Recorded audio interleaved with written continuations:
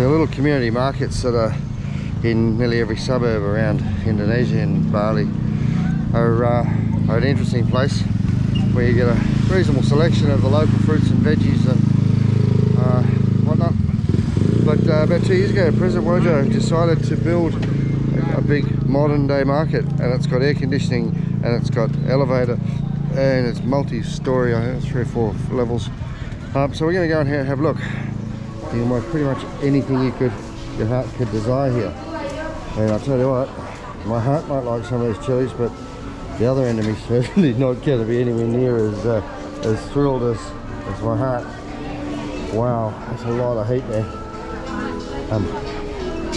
So I'm going to take you through the market. Now this place doesn't smell too bad at the moment, but this is just the beginning. So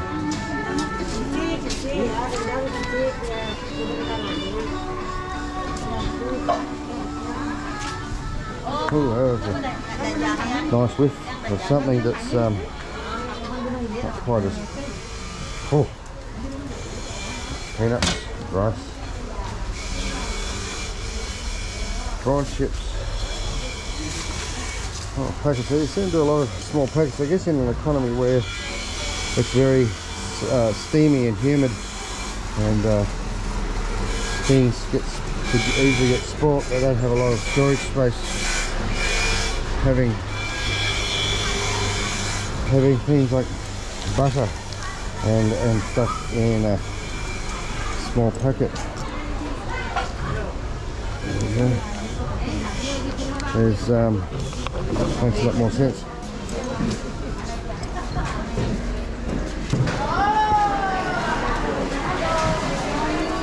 Right, and there's some old chicken feet. Yummy. Chicken meat. I gotta say, the smell isn't too bad at the moment. I see the meat section over here is looming, but I'm so far quite impressed. Yeah. Just worked out why they're so short. So what we're going to here, dried fish.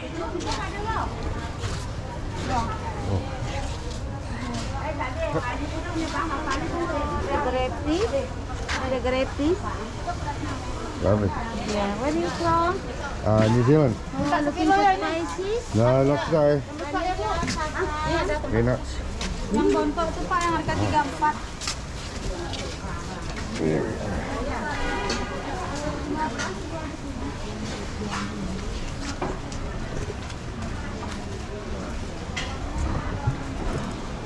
I don't get too many Westerners in these markets.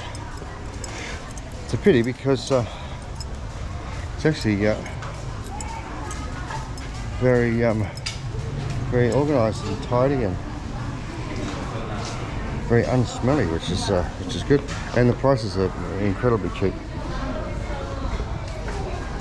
Fresh tomatoes, randy chilies, lots of pretty much the same thing, row after row after row of ginger and garlic and onions. Hello. Dried meats. Oh. Yeah, with some things, this tofu.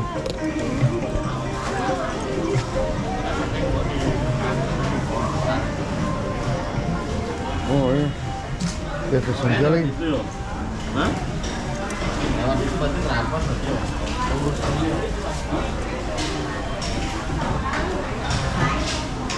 Okay. So now we get a little bit more serious side of things. Pictures. My tour guide. No, thank you. Mango stick. Getting to the stinky section. Here we go. So, looking more for the mix. Yep. A nice lamb chops to be golden. So this is all beef.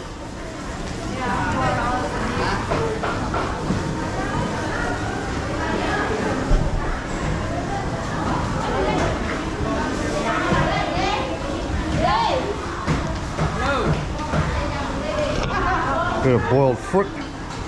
Yummy. Now, I'm going to try and point this out a bit more discreetly, but the, is it on? As with the custom, containing this much meat, there'd be one hell of a pong, so it makes sense to open the windows.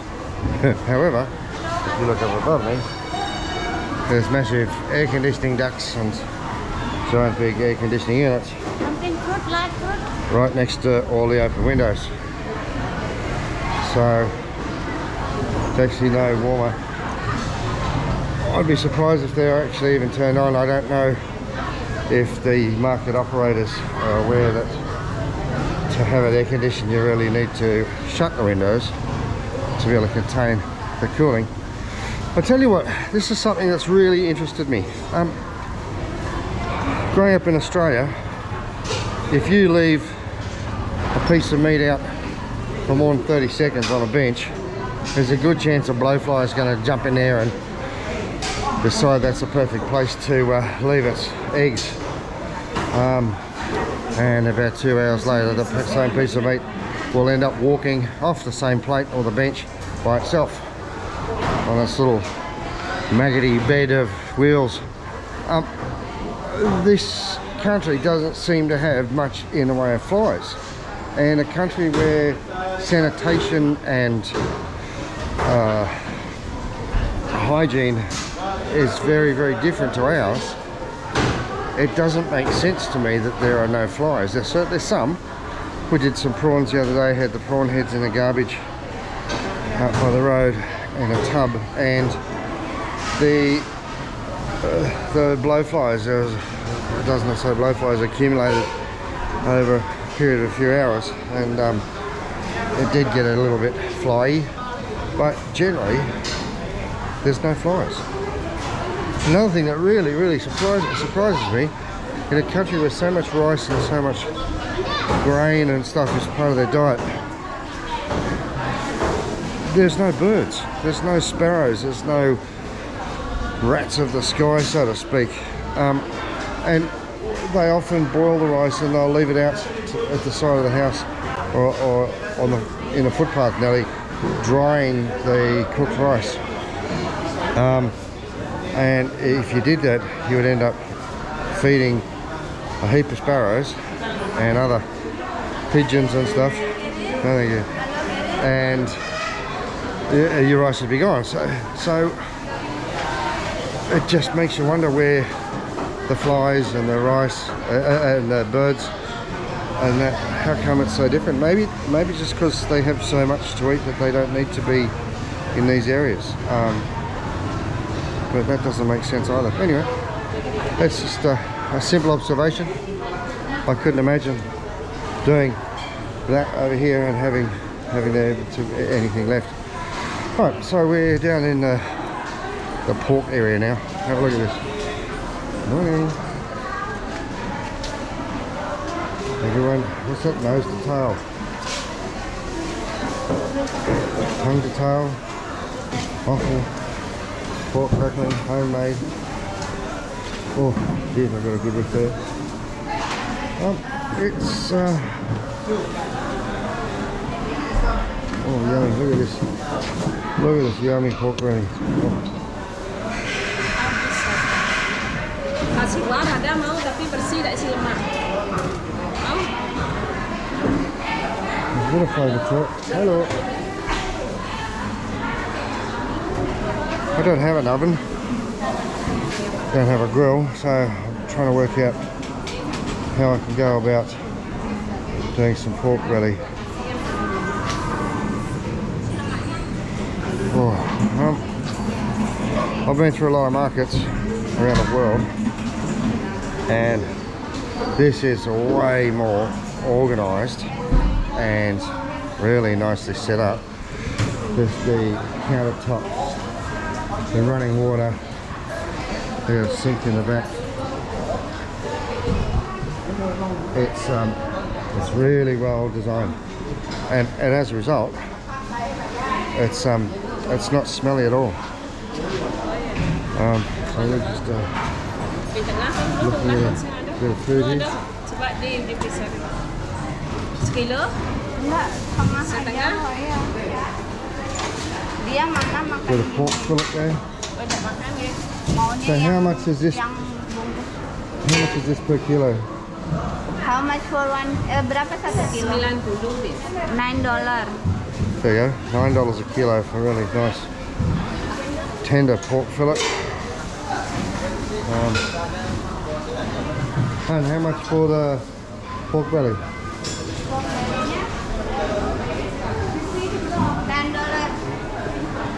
About the same, about $10 a kilo for pork belly.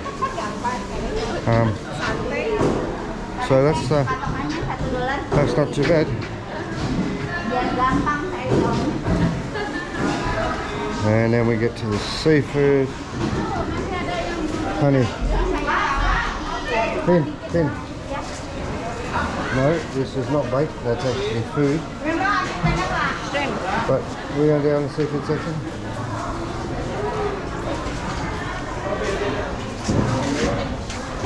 Ask her when this was all caught. Huh? Oh, from Bali Sea. When, the last day or two? Maybe, yeah, yesterday.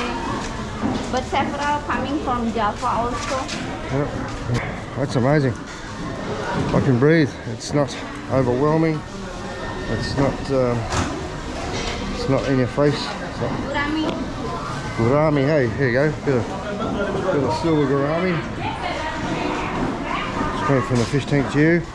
I've had gourami. It's actually bloody nice. It was deep fried in a light batter. A bit more beef here. I want some tender eye fillet. That one. The hanging one. How much is right then?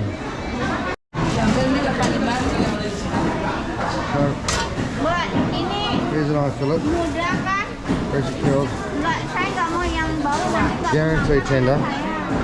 $17 for the whole fillet. That's about $50 at home. Only in Indonesia. Well, only in Bali. I tell you what, we're getting a good little stack of veggies together. It's starting to get a bit hard to pick out the fresh vegetables because I've got to carry too many around. So I think it's time to get a shopping trolley. Honey, let's get a shopping trolley. Here we go. Check this out. Sabi mo. Put it in the shopping trolley. There we go. Bali. After you.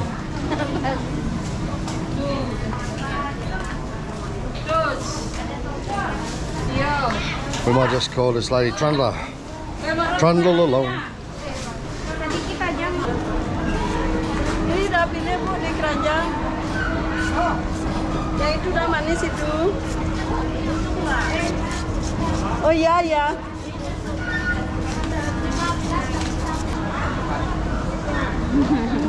Good morning. Ya.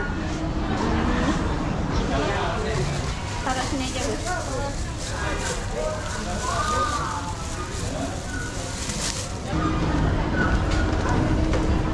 Looks like someone didn't pay the right bill.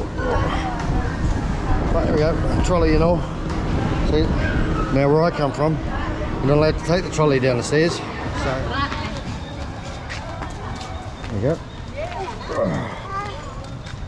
The onboard stabilisation feature seems to be working just fine.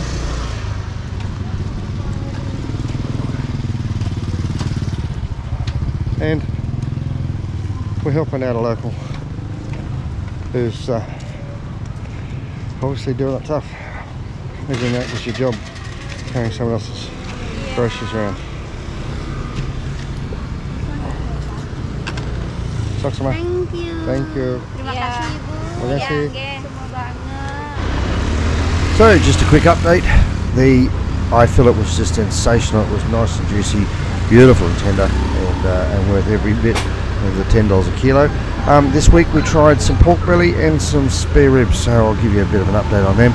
Stay tuned for more Destination Bali series. I hope you're enjoying the show, and we'll catch you again. Bye.